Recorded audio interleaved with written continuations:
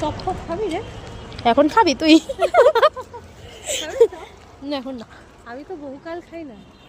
যেহেতু বাড়িতে এখন কেক বানাবো সেই জন্য দোকান থেকে সব সামগ্রীগুলো কিনতে যাচ্ছে। এই দেখো আরামবাগে ঢুকলাম, এখানে অনেক জিনিসই পাওয়া যায়, তুমি সব পেয়ে যাবে এখানে, প্রায় সব কিছু এখানে থাকে। একটা মলের মতন এটা, ছোটোখাটো।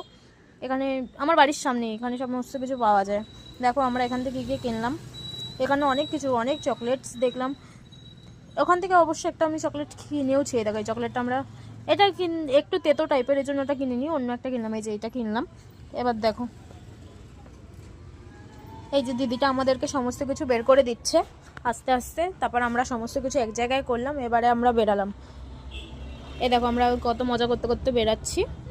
এবারে বাড়িতে যাওয়ার সময় আমি তোমাদেরকে সমস্ত কিছু আস্তে আস্তে দেখাচ্ছি। এই দেখো বিলটা। ওই বাচ্চাটা হচ্ছে আমার দিদির মামা শ্বশুরের মেয়ের নাম হচ্ছে গুনগুন। এবারে একে দেখো চকলেটটা যখন খাচ্ছে তখন কীভাবে খাচ্ছে, মানে ওর একটা অ্যাকচুয়ালি দাঁত নেই, ওই জন্য যেভাবে খাচ্ছে ওই দেখো আমি জিজ্ঞাসা করছি।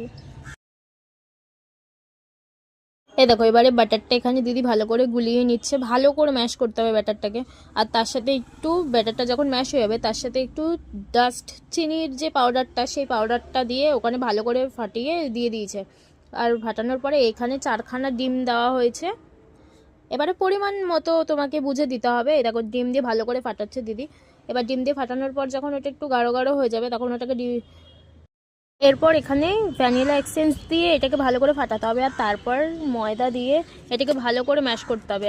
আর আমাদের কাছে যেহেতু হ্যান্ড ব্লেন্ডার ছিল না, সেই কারণে ম্যাশটা ভালো করে হচ্ছিল না বলে আমরা আবার ব্লেন্ডারে দিয়ে, মিক্সিতে দিয়ে আবার ওটাকে ঘুরিয়ে নিয়েছিলাম যাতে এটা মিক্সটা ভালো করে হতে পারে।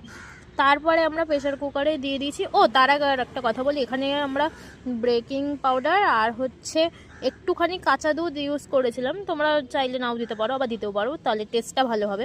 দেখো একটুখানি বেকিং পাউডারটা দিয়ে দিলাম আর দুধটা দিয়ে এটাকে ভালো করে ফাটিয়ে নিলাম।